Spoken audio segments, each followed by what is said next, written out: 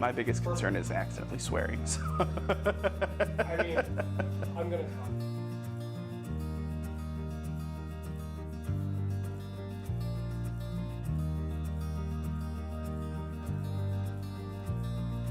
I wish I would have known before about fertility.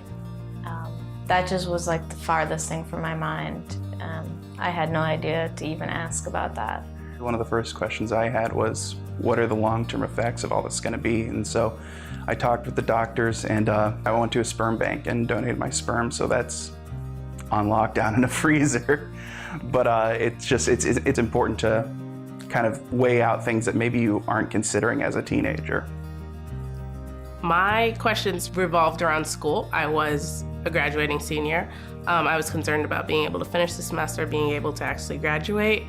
I was concerned as to how much the chemo would limit what I had to do. I figured I would lose my hair, but I did not know anything else that would happen with the chemo. I think you really should ask the questions, what's gonna happen. Knowing from the get-go what's gonna happen is gonna help you better prepare yourself mentally and physically on what you should be expecting for the next few months.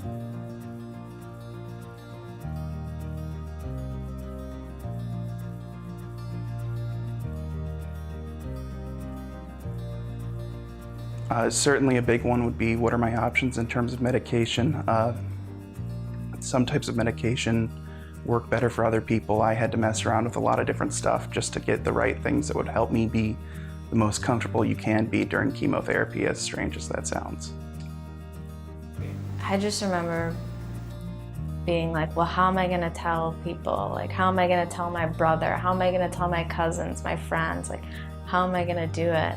And like, once I finally did it, once I finally told people, I felt a lot less overwhelmed than I had before.